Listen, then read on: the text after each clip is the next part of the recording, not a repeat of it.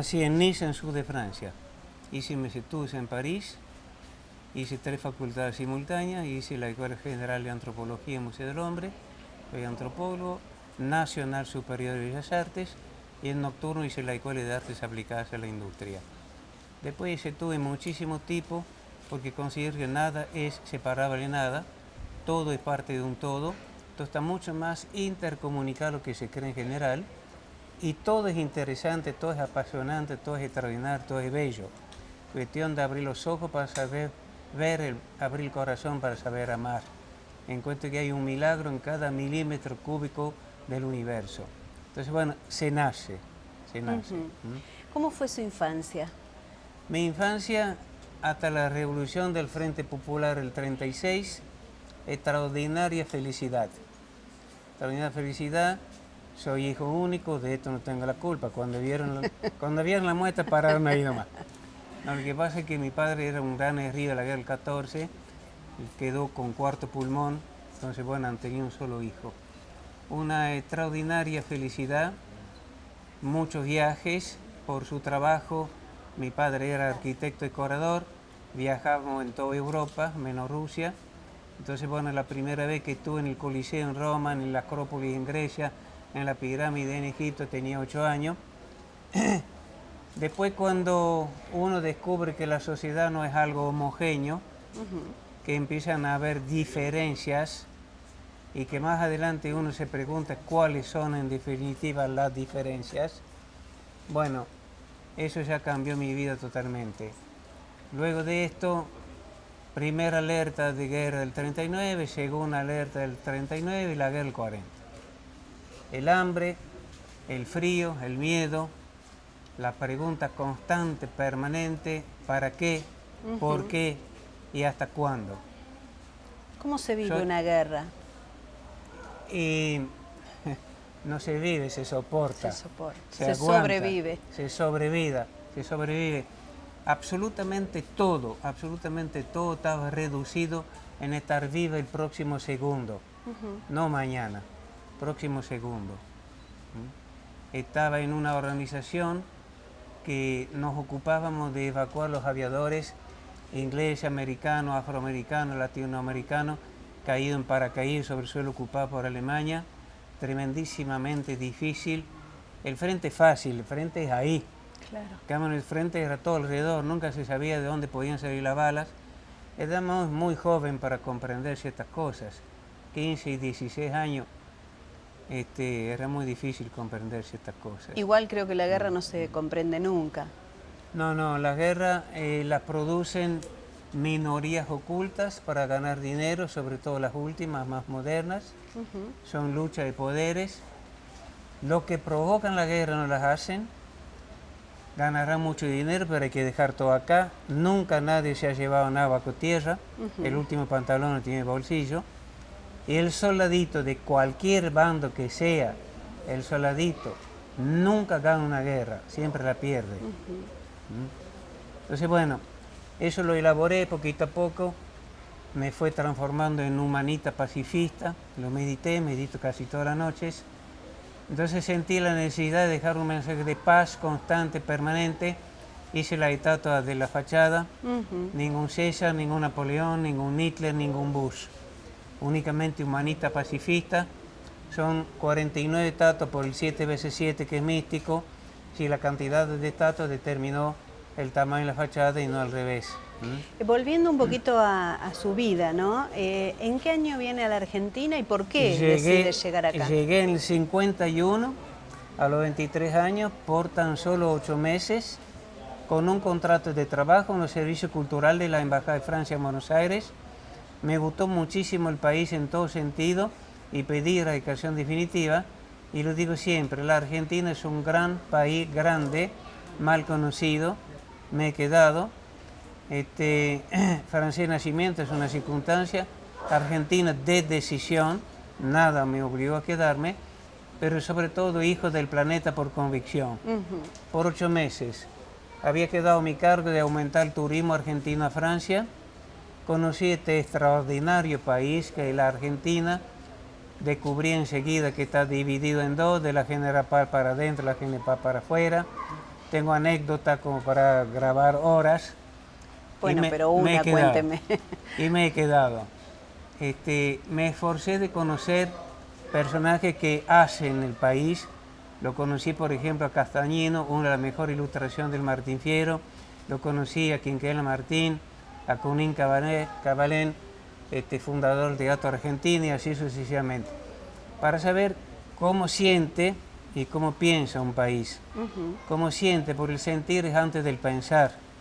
La reconstrucción de los extractos sociales que tengo en el museo son 30 años de trabajo, de casa en casa, rancho en rancho, con sistema de etnología, etnografía, psicología social, etcétera, muy largo, muy complicado, pero sobre todo con convivencia. Porque mientras uno no ha vivido abajo los techos en estos extractos, no puede comprender la realidad humana que hay abajo de estos techos, en estos lugares. Cuando uno recorre las distintas salas y se ve en esto que usted dice de las distintas clases sociales, los objetos no están puestos porque sí, realmente tienen un sentido y así lo transmiten al público. No, por supuesto, como yo tengo que llegar al ser humano visitante, tuve que llegar al ser humano protagonista para hacer la unión entre las dos cosas. Y ya en el 47, 48, 49, cuando hice mi instituto de antropología, ya estamos trabajando el objeto en el contexto, porque un mortero de madera, criollo en sí es una pieza muy importante, muy interesante, pero cuando está en su lugar, en el extracto social que corresponde, cobra una extraordinaria diferencia de importancia humanística. Y así lo cobra presentado en este museo. Exactamente. Una de las reglas de etnología es de haber visto por lo menos 10 veces todos estos elementos en el rincón original, entero o roto, para poder introducirlo acá. Es un trabajo muy largo, muy preciso, más preciso de lo que aparente. No es un gusto decorativo que ha estructurado esto. No sé si usted recuerda el taller mecánico. Sí. Bueno, la radio prendida, porque no hay taller mecánico sin la radio prendida. Y es el ambiente el cual, además, el único ambiente donde conservé el olor del lugar. Es verdad, hasta claro. Los olores están. Exactamente. Santiago, ¿cómo nace esta pasión por la colección de objetos? No, desde los 3 años se nace, juntamente desde entonces. Después hice los primeros descubrimientos de importancia. A los 8 años, escarbando de instinto en un anfiteatro romano, en Niza, donde nací. Encontré este pequeño solar romano de barro cocido, 2000 años. Bueno, esto fue la chispa, fue el detonante, fue el factor desencadenante de la vocación. Después, bueno, encontré este mismo año jugando en una playa de Normandía los primeros fósiles que están en un cuadro ahí. Bueno, eso cambió mi vida. ¿Qué mudanza hizo de Francia a Argentina? 23 containers, 6.000 kilos en equipaje acompañado de 2.000 kilos. Además, con el comodato con la Embajada de Francia. Porque para hacer el trabajo que me habían encargado, aumentar el turismo argentino, bueno, era una cosa bastante más complicada de lo que podía aparentar. Hice la primera exposición rodante de todo lo que brinda Francia en la Alianza Francesa en la calle Córdoba, en Buenos Aires, la segunda en el Provincial en Mar del Plata, tercero Jockey Club Rosario, cuarto Jockey Club Córdoba, y se consideraba suficiente conservar el organismo si el turismo argentino aumentaba a Francia de un 3% y aumentó de un 13%. Entonces renové contrato. Y bueno, lugares retirados, en Posada no había 1 metro de asfalto. Bariloche era una aldea, el Bolsón no existía, pero con gente de mucho poder de adquisición, mucho dinero, pero no sabían viajar. Preguntaban dónde saco el boleto para ir a Francia. Entonces, bueno, injerté a France y Navi France y ya fue un poco más agilizada la cosa, pero sobre todo, repito, conocí este extraordinario país. ¿Cómo lo podría definir a el país? Es fabuloso, es fabuloso. Que haya algunos que lo quieren tirar, que lo quieren reventar, es otro tema. Y esto es mundial. Una culpa no tiene el país. No, seguramente. Indudablemente. Entonces, dentro de mis viajes, 30 años de viajar con la Picofort que hay ahí, que la jubilé ya, viajando en el país, uno pasa 1 hora, 2 horas, 3 horas en un rancho, en San Luis, en La Rioja, donde sea, por circunstancia X, al año, a los 2 años, 3 años, uno vuelve a este lugar. ¿Y cómo te reciben? Don Santiago, Es verdad. qué alegría, pero qué lindo volver a verlo. Pase, póngase cómodo, gusta un amargo. Eso también en la República Argentina, ojo. Es verdad. Se puede descubrir la diferencia entre la aristocracia y la oligarquía. Complicado, ¿eh? Complicado. A ver, ¿qué definiciones me puede dar? Y bueno, confundir patriotismo con nacionalismo. Claro, una gran diferencia. Claro, e injertar el poder del dinero sobre la dominación del país. Es mundial esto. Pero aquí lo manejan bien algunos, ¿eh? Sí, están como muy aceitaditas. Santiago, le tocó vivir la época de la dictadura en la Argentina. Exactamente, sí. ¿Cómo lo vivió eso? Bueno, bien porque lo cuento. Sí, obviamente. Muchos no lo contaron. Es verdad. Me arrestaron, me quemaron la biblioteca, 2.000 libros de cultura general, mi archivo en aquel entonces 12.000 tarjetas. ¿Vivía acá en Córdoba? Acá mismo, sí, sí. Y muchas cosas irrecuperables, títulos, fotografías, cosas irrecuperables. Pero como le dije en off hace un rato, una idiosincrasia que consideró que el Principito de Saint-Exupéry era subversivo. Claro. Todo es posible, ¿eh? Todo está dicho con eso, ¿no? Todo está dicho. Entonces, ¿Es el miedo a qué? Justamente, señora, como sociólogo, como antropólogo, tal vez tengo un enfoque algo diferente de lo común. Cuando se quemaron libros en la Plaza San Martín por camiones volcadores, esto es la falsa fuerza. Es la fuerza del miedo. Es la debilidad del miedo. Ahora, pueden quemar un libro, pueden quemar mi biblioteca, nunca mi espíritu. Obvio, ni su nunca mi sentimiento, mi pensamiento, ni nada. Claro, bueno, por eso mataron tanta gente. Exactamente. Para que no quedaran ni los pensamientos, ¿no? Exactamente. Santiago, usted también es un defensor, obviamente, de todo lo que es la ecología, ¿no? Totalmente. Y este país, en algunos aspectos, no sé si sabe cuidar la ecología o tiene como política central la ecología, teniendo tanta riqueza.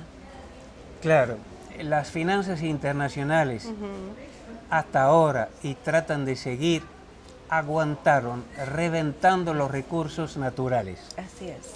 Estamos llegando a un límite. Hemos desmontado el 70% de este bosque en nuestro país y en nuestro planeta. El 77% de la humanidad no tiene acceso a agua potable. El agua es un derecho, no debería ser el comercio de algunos. Un tercio de nuestro mar en el mundo tiene 1 micrón de petróleo. Cualquier megaminería necesita 1 metro cúbico de agua por segundo que queda contaminada con cianuro. 1 millón de años para purificarse naturalmente. Han pescado el 98% de los peces en el Mediterráneo. Están reventando los elefantes en África por lo que cuesta el marfil. Todos los recursos, los bosques, lo que sea, todos los recursos. Y seguimos por intereses monetarios usando combustible fósil, reventando nuestra atmósfera. La gente neófita dice, pero recalentamiento global 2 grados, ¿en qué puede incidir? Nuestra temperatura es 37. Cuando tenemos 38 estamos mal, cuando tenemos 39 estamos enfermos. Claro. Bueno, el planeta está enfermo. Claro. Es una cosa sumamente frágil. El planeta, el espesor sólido de nuestra Tierra son 60 kilómetros promedio. Es menos que una cáscara de huevo de gallina. Es apenas más que una burbuja de jabón. Es gravísimo. Totalmente frágil. Claro. ¿Se puede recuperar? Estamos en esto. Estamos en esto. Usted, todo su equipo. Hay un despertar. El solo hecho de preguntarse, ¿y ahora qué? Ya es el preludio, es el inicio. Nosotros aquí hemos recibido gratuitamente más de 200.000 alumnos. Nos cobramos en las escuelas, todos los niveles, todos los estratos sociales, con un resultado fantástico. No es para nada cierto que a la juventud no le interesa la cultura. El sistema se lo brinda, que es otra cosa. Claro. Cuanto más dividido, más embrutecido, más dominable. Claro. no hay programa de vida para la juventud en el mundo, porque llegado el momento la juventud formada e informada va a molestar el sistema. Claro. Se están muriendo de hambre 2 millones de chicos en África, pero 7 por día en el país, no hay que ir muy lejos. Claro. Entonces, bueno, son los grandes desfasajes sociales, que obviamente está únicamente mantenido por el gran poder negro oscuro. Esto solamente se revierte con la cultura. Con la cultura, la No educación. hay otra, la educación. La educación. Y más que la educación sistemática de las escuelas, yo creo que es la cultura que se le brinda acá en estos lugares. No, lógicamente, lógicamente. Porque Aquí lo se han otro puede despertado, estar chicos. digitado, pero acá no. No, lógico. Hace poco, cerca de Los Álamos, ahí paró una 4x4, el señor, la señora, un chico de unos 8 años y un bebito de pañales. Y empezaron a limpiar el auto. Los puchos, los pañales, los envases, todo tirado al suelo alrededor del auto. Busco una bolsa, saludo, digo, disculpe, estamos tratando de mantener el sitio lo más limpio posible, ¿por qué no me junta todo esto? Y la señora me dice, yo no soy su mucama. Bueno, le digo, señora, yo tampoco soy su mucama, pero voy a limpiar todo. Limpié todo y cuando me iba, el chico, unos 8 años, le dijo, ¿qué tapa le puso este señor, mamita, Claro. Ya está, este chico no sale No se más. olvida más. No, no sale. Claro. La semilla hay que tirarla. Ajá. Alguna caerá en terreno estéril, otro medianamente bueno y otro fértil. Esto no lo dije yo. No, ya sé que no lo dijo usted. Y hablando de esto de que están devastando los ríos, todo, dentro de las figuras que tienen la fachada, Sí. Hay uno que dijo una frase que creo que corola todo esto, ¿no? Todo este... Hay varias frases. Sí, pero hay uno específicamente que dice que cuando el hombre no se puede comer... Sí, esto es parte del mensaje del jefe Seattle, con el cual represento toda América del Norte, cuando han querido comprar la tierra de reservaciones.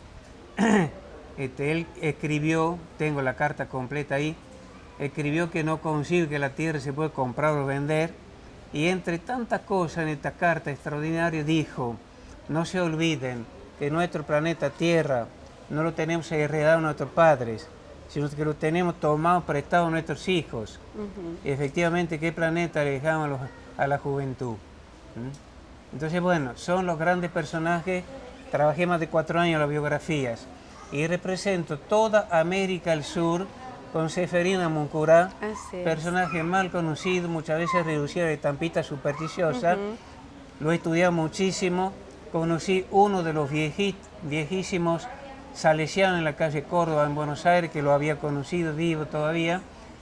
Desde la presencia de Seferino en Buenos Aires, ya no pagaron 10 centavos el par de orejas de los indios americanos. Cuando empezaron a aparecer los indios vivos, sin las orejas, exigieron orejas y genitales. Esto paró. Pero nadie lo ha comprendido, nadie lo captó, lo sintonizó, como se diría hoy. Ni siquiera su padre lo comprendió, porque cuando lo llevó a Buenos Aires, lo puso en un taller de carpintería, que no era para nada su vocación, donde lo único que alcanzó a hacer han sido barquitos. Por eso puse un barquito en su pie, que la mayoría de la gente no sabe esto. Lo vestí con un traje occidental, por respeto a los salesianos, pero le puse un poncho pampeano para hacer la unión entre los dos personajes. Fui en Chimpay, fui en el museo que hay en varios lugares en el sur, lo trabajé muchísimo por meditación, no solo por leer biografías. Personaje extraordinario, mal comprendido. Mal conocido, ¿no? En la Argentina. Conocido. Pasaba su vida rezando, estaba en un nivel de vibración totalmente superior a lo común de la gente. Entonces represento toda América del Sur con Seferino Amuncurá. Santiago, usted habla mucho de la meditación y de esta sintonía con la tierra. ¿De qué manera lo ha trabajado en su vida? Desde muy temprano, desde muy chiquito. Siempre arranco mis experiencias místicas, siempre arranco con vivencias propias. Después estudio, leo, discuto, escucho, lo que sea. Muchas veces la gente me dice, oh, usted es un maestro. No. Intento simplemente seguir siendo un buen alumno. No se sabe cuándo uno puede llegar a ser maestro, para nada. Entonces, bueno, sigo estudiando. para dar un ejemplo simple, si no son horas de grabar, la primera vez que estuve enfrente de aquella última cena en Italia, yo tenía 8 años, pregunté a mi madre de qué se trataba y mi madre me dice, bueno, escrito que juntó todos sus discípulos que lo han seguido en la vida. Digo, no, pero no son todos hombres, esta es mujer. No, la moda del pelo largo en aquel entonces, no, esta es mujer. Pero no, hijo, esta es mujer. Y no me moví de esto. Ajá. Y es mujer, Entonces, bueno, arranco siempre con vivencias propias. Y después ¿no es cierto? el estudio y después todo el lo estudio, que es... y después el estudio, por supuesto. ¿Y qué significa Dios en su vida? Bien, intento ser místico, no religioso, pero intento ser científico, porque tengo una formación más bien cartesiana. Entonces mi parte de científico necesita poner rótulo, Claro. equivalencias, hay que hacer semántica, porque sin semiología no sabemos más que encierran las palabras. Entonces llega esto, el sincronismo universal, inteligente, pensante, espiralado y eterno, que llamamos comúnmente Dios. Claro, va de abajo hacia arriba usted, Claro. con la definición de Dios. Así es. Pero lo veo como que también tiene dentro de los personajes elegidos a la Virgen María, Por supuesto. a Santa Marta. Sí, Santa Margarita. Santa Margarita. Sí, pero es Santa Margarita del siglo II. Ajá. No la del siglo XII, del siglo XIV. Esta Santa Margarita era hija de un sacerdote de Júpiter. Por decisión propia, a los 19 años se hizo cristiana. El padre la sacó de la casa, se refugió en el monte, en el bosque. El tribuno quiso abusar de ella, lo rechazó, entonces la han arrestado y la han decapitado intajeada. El cargo era ser cristiana. Claro. Por eso tiene el cuello cortado. Lo mismo que San Dionisio. Con San Dionisio estaba evangelizando París, lo han decapitado en Montmartre, levantó su cabeza, caminó unos cuantos kilómetros y donde cayó es donde está la basílica hoy día. Con eso quiso demostrar que se podía matar su cuerpo físico, nunca su espíritu. Con estos dos personajes representan la humanidad mártir. Los esclavos de Grecia, de Roma, los esclavos de color en Norteamérica, en América del Sur. La humanidad explotada por la humanidad, por eso son decapitados los dos. Santiago, ¿y cómo podría definir al argentino? El argentino es un personaje muy interesante, pero muy interesante, sobre todo si es cordobés. Sí, no se puede vivir sin el humor. Claro. Se puede vivir sin el humor. Una de las cuantas cosas justamente que me ha gustado del país es el espíritu, es el sentido del humor, el folclore. Algunas cosas se han desvirtuado. Sí, totalmente. Algunas cosas se han desvirtuado. Algunas cosas que seguimos llamando música, más o menos. Algunos deportes que seguimos llamando deporte, más o menos. Pero bueno, se mantienen algunas cosas. Entonces, bueno, es un conjunto de cosas sumamente interesante desde el punto de vista social, el argentino. Es un país tan extenso que la idiosincrasia del argentino va variando de acuerdo a su región. Bueno, no, eso es mundial. Bueno, pero Argentina, hablando específicamente, Sí, ¿no? Si vemos a una persona del sur, no tiene nada que ver con una del norte, ni menos del centro. No, desde ya, pero esto es mundial, la influencia del clima sobre el hombre. Claro. Es decir, el esquimal no trabaja la caña de bambú. No, claro. No hay trineo en la selva. ¿No es cierto? El medio ambiente siempre ha, lógicamente, facetado el grupo étnico que habita ese lugar. Eso es general. ¿Y con qué argentino se siente más identificado? Me va a decir con el cordobés para quedar bien. No, para nada. ¿Con qué argentino? Sí, pero ¿con qué ser humano? Claro, ¿con qué ser humano? Y con el artista, con el pensante, indudablemente. Y los hay extraordinarios, a veces desconocidos. Atahualpa Yupanqui tuvo que estar 10 años en París para que lo descubran. Claro, tal cual. Ojo. Claro. Es verdad. Entonces, bueno, sí, gran sensibilidad. Obviamente que se identifica con el artista. Argentina tiene muy buenos artistas, Muy buenos pero artistas. también tiene muchos artistas desconocidos. Si Desde uno ya. recorre el país, Sí. especialmente en la zona de los pueblos más pequeños, se encuentran Totalmente. talladores, Totalmente. Totalmente. alfareros. Totalmente. ¿Ha podido descubrir a esa gente Constantemente, constantemente? permanentemente, todos mis viajes. ¿Es lo que le gusta, descubrir ese Lógicamente. ser humano? Pero desde ya, desde ya. Esto es la base. Esto es la base. No sé si ha leído una de las cuantas anécdotas de mis vivencias en el país, en mi viaje, el jarro que hay ahí en una vitrina, ¿no vieron? Bueno, yo había pasado 3 días y 2 noches en un rancho con un viejo criollo en San Luis, entre La Chacra y San Martín, y a la mañana temprano trataba de atizar el fuego para calentar agua y tomar un café. Y desde el rancho el viejito me dice: no se moleste, yo hace mucho que calenté agua. Y me trae ese jarro. Y claro, yo le dije, pero no se hubiese molestado en hacerme el café. Le dije, pero no es el café, es el agua. Me hice mi café. Y esto fue el mejor café de mi vida. Porque un buen café con este barro, totalmente descartado. Pero por la profunda enseñanza que me dio este café.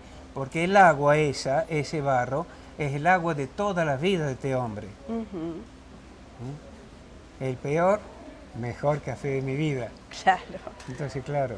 ¿Y cómo ve Después sí. hay, a nivel anécdotas, pero hay anécdotas que son etnológicas. A ver, cuénteme En un una. lugar de Santiago estaban los algarrobos llenos de chauchas.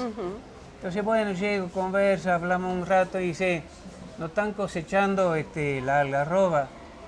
Y un viejito me dice, estamos esperando que el viento los voltee. Y le digo, y si no hay viento, mal año. Genial, genial. Pinta el santiagueño en cuerpo claro. entero, ¿no? Claro, es etnológico. Claro. Claro, pero hay que vivir ahí. Por eso cuando dice la reconstrucción de los ambientes, es con convivencia. Claro.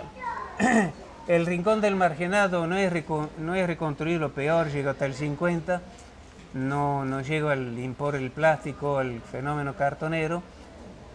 Trabajó en los sin techos, en Puerto Alegre y en Retiro, chicos que no tienen documentación, no tienen nombre, tienen apellido, no tienen paradero, no tienen nada, entre los 3 y los 13 años viven juntos. Una cosa interesante es que no son tristes, juegan, se ríen, y despertaron un arquetipo fabuloso de la victoria de la humanidad, que es el clan.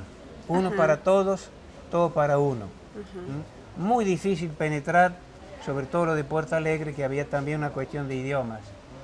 Entonces, bien, los mayores, pasando los 13 años, lo sacan de esta estructura, lo ponen en la prostitución de los dos sexos, en la droga y sobre todo hoy día en la descuartización de los miembros para comercio internacional.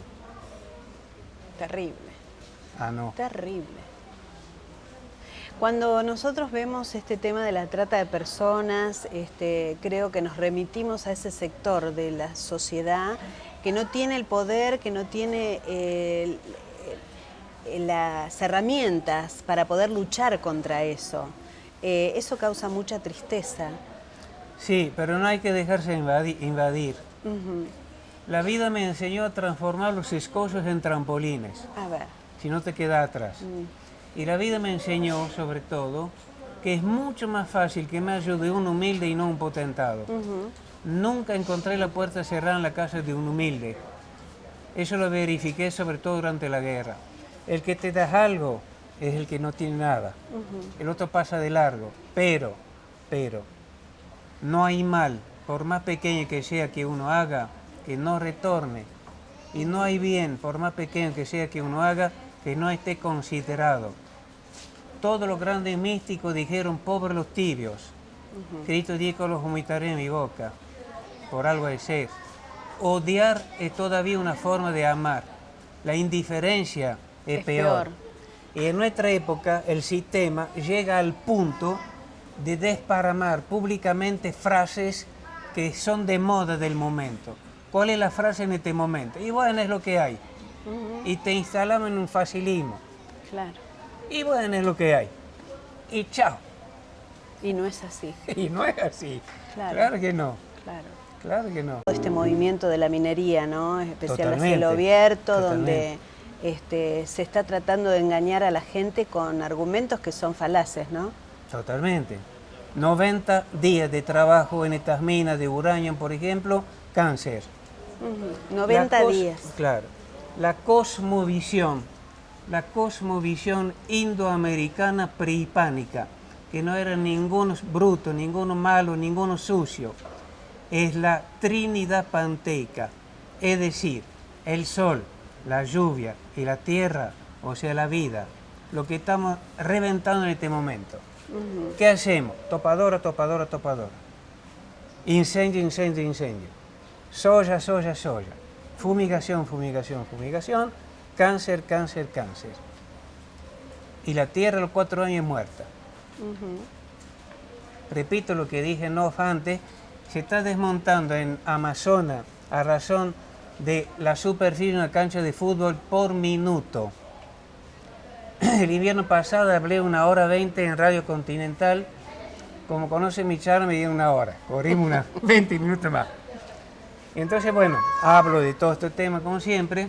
Y una gran especialista a nivel internacional, una mujer muy formada, ecóloga, socióloga, muy formada. Cuando empecé a explicar cómo se está muriendo nuestro microclima de Bayo tras la sierra, que aquí también nos está alcanzando, me visitó y me confirmó una noticia que yo ya sabía por otra fuente. Dentro de 4 años, en Alta Amazonas, no va a haber más agua. Me mostró en su cámara fotográfica muy especial, qué sé yo, fotos que ella misma sacó, barcos de todo tamaño encallados en arena. Terrible. Bien, tenemos esta situación. ¿Qué hacemos? Lo que estamos haciendo ahora. Estamos haciendo ahora y tenemos la inmensa satisfacción, honra, alegría de ver la gente que se interesó, mire los jóvenes como están escuchando. Es ahí donde hay que apuntar. Es ahí donde hay que apuntar. ¿Y qué podemos hacer desde nuestro lugar como granito de arena? Claro, que no tengamos esta tibieza. No es cierto que no podemos hacer algo individualmente. Ajá. Si todos limpiamos nuestro jardín, el pueblo va a estar limpio. Claro, Sí. es verdad. Claro, lógico. O sea que sí podemos desde nuestro lugar contribuir. Indudable, indudable. Hay que hacerlo. No es fácil, nunca dije que era fácil, pero no imposible. Pero no imposible. Santiago, ¿cómo es su familia? Mi señora, que es la que manda, por supuesto. Obvio. Muchachos, no se hagan ninguna ilusión, no se hagan ninguna ilusión. Tengo 6 hijos, 8 nietos y 3 bisnietos. Todos comen, todos gastan ropa. Y parte de mis hijos están trabajando conmigo en el museo. Mi última hija de 19 años está preparando antropología en Córdoba. Y estoy formando gente jóvenes en todas las disciplinas para que haya continuidad, porque yo ya con mis 83 años cumplidos estoy más del lado de la arpa que de la guitarra, entonces hay que dejar todo organizado, todo organizado, el archivo, todo en marcha, con jóvenes que se han arrimado en forma espontánea y que están tomando la cosa muy en serio. ¿Y cómo es su salud? Mi salud la he cuidado siempre muchísimo. Cuando me formulan esta pregunta, primero aclaro que no critico para nada los que no hacen como yo. Y mucho menos ponerme en ejemplo. Bueno, no aprendí a fumar, ni una pitada. No voy más a las reuniones donde me obligan a respirar esto. Tomo únicamente agua. No tomo otra cosa que no sea agua. Todas las gaseosas del mundo, sin excepción, tienen, entre otras cosas, el benzolato de sodio que actúa directamente sobre la tiroides, altamente cancerígeno. No uso freezer, que es necrosante, no uso microondas, que es necrosante. Entonces, bueno, no como conserva, que es un autoclave. Entonces, bueno, fruta y verdura. ¿Y cómo se asegura de que eso está preservado de cualquier fumigación? Estamos tratando con vecinos Cuando carnean, lo propio o lo ajeno, pero carnean, ahí compramos a veces carne, ¿no es cierto? Verdura, la gente que hace la verdura, huevo de gallina, no de fábrica. Claro. Estamos tratando de suprimir todo lo falsificado y lo transgénico. ¿Cuánto hace que hace esto? No, desde siempre. Desde siempre. Desde siempre. Mis padres eran naturistas. Ajá. Tengo ahí la fotografía de Paul Carton. Bueno, eso es larguísimo, no vamos a terminar nunca de grabar. Paul Carton, naturista, recién recibido de médico, era tuberculoso pulmonar, bacilo de Koch, ulceroso, canceroso, con fístula externa en la parte de abajo de la pleura. En aquel entonces trataban de curar los tuberculosis con sobrealimentación, 14 huevos duros. Un día su cuerpo hizo el último esfuerzo posible, vomitó todo y observó que este día su llaga tuvo menos pus. Salió de la clínica, compró una chacra cerca de París y ahí tienen la fotografía a los 88 años con una vitalidad extraordinaria. Claro. Él decía, lo que Dios no cura, el hombre no cura. Esto me hace remitir a otro de los temas preocupantes, que es la industria farmacológica. Terrible, pero impensable. Puedo hablar una hora de este tema. Entonces, bueno, ¿qué carne come la gente hoy? La vaca es extraordinariamente selectiva. Come un poquitito de esto, un poquitito del otro. La encierra en un campo donde hay un solo pasto. Come este pasto. La vienen arriando con picana. La ponen en los corrales donde olfatean la muerte.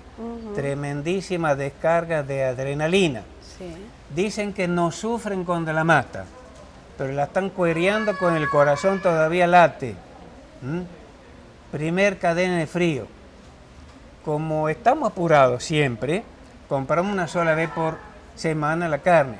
Freezer, necrosante. Como estamos apurados, del freezer al microondas, necrosante. Y la gente come esa carne. No queda absolutamente nada. La macromolécula proteica de la carne ahí no está totalmente anulada. Le da al cuerpo más dificultad y más energía para transformarlo en excremento, que es lo que puede aportar. Y tenemos una variedad tan rica de alimentos en nuestro país, sin embargo, indudable. Caemos en los suplementos dietarios. Esto es una moda. Es una cultura. Una cultura y obviamente estamos ingiriendo cosas que son sintéticas, ¿Sí? que no son buenas para la salud. No, por eso me refería a la industria farmacológica, ¿no? Porque cuando todo avanza tan rápido, pensar que no hay un medicamento para la cura del cáncer es como ilógico. La gente tarda 30, 40 años en enfermarse y después en 2 días quieren curarse. Y no. Claro. Como dijo Paul Carton, que es una frase que está más o menos de moda en un cierto ambiente de medicinas alternativas, llamadas alternativas, pero algunas tienen 8000 años, no hay enfermedades, hay enfermos. Y yo empujo más allá del tuyo. Cuando el cuerpo físico está enfermo, es que el alma está enferma. Es el principio. En uno de los bombardeos, tuve por debajo de 32 bombardeos americanos, el penúltimo con 5000 muertes en 6 minutos, donde ya no ocupaba Alemania, no había para qué bombardear, pero había que destruir para reconstruir. Y hemos recogido 35 niños de cuna. Separaron a los padres por la muerte. Y teníamos tan solo una lata para hacer 4 litros de leche. Puros llantos. Y ahí aparecían las heroínas anónimas. Las mujeres que no salieron a los diarios, las mujeres que no recibieron medallas, las mujeres que toda la gente ha olvidado. Las mujeres que adoptaban los chicos. Una decía, bueno, yo me llevo la otra otra. Y en más del 90% de los casos, a los 2, 3, 4 días, le brotaba la leche en los senos de estas mujeres para poder alimentar a los chicos como es debido, porque la adopción era tan profunda, tan humanista, tan real, que se establecía el reflejo fisiológico de poder amamantar. Esto no lo leen en los libros de historia, lo escribí yo ahora. Estoy poquito a poco preparando un libro. Si tiene que salir, va a salir. Seguro. Entonces, ven, Y en este mismo bombardeo, hacíamos fosas de 100 metros y poníamos más o menos 100 personas, más o menos enteras, una botellita con un papel, aquí descansan 100 personas. Enterratorio provisorio, que por lo general han sido los definitivos. Ahora bien, está por poco menos que tirar un joven, y yo lo miro y dije, no lo entierren, no está muerto. ¿Cómo que no está muerto? Bueno, gran discusión, hace como 3 horas del bombardeo, ya está frío. No lo entierren, que no está muerto. Y aparece una viejita que dice, no lo entierren. Lo tiran los escombros, yo miro a la viejita que se iba, desapareció la viejita. Cuerpo astral posiblemente de la madre. A la noche el joven estaba sentado en los escombros tomando agua. 5 horas de sueño letárgico, de estado catalíptico. Yo había descubierto que tenía el don de ver que el alma no había salido del cuerpo. Ese don lo sigue teniendo. Lo sigo teniendo. ¿Cómo aumenta día a día? ¿Cómo es un día suyo? Y a veces me visitan gente simpática, sí, como usted, por ejemplo. No, pero convengamos con el tema de la meditación. ¿Medita diariamente? Casi toda la noche. Casi todas las noches. Casi todas las noches. Como para poder cultivar o poder seguir teniendo... De todo modo es al infinito. Y no es álgebra. No, seguro. Cada uno llega a tener su método. Uno saca lo que sea que uno sintió que le sirve. Se viene adicionando, se viene sumando. Santiago, estamos llegando al final del reportaje, yo me quedaría horas charlando con usted. Yo también. Pero me gustaría que para redondear esto nos deje un pensamiento, algo para seguir rumiando y para que la gente que nos está mirando en este momento pueda tomar conciencia. Y no lo digo como maestro, lo digo como persona con experiencia, ¿no?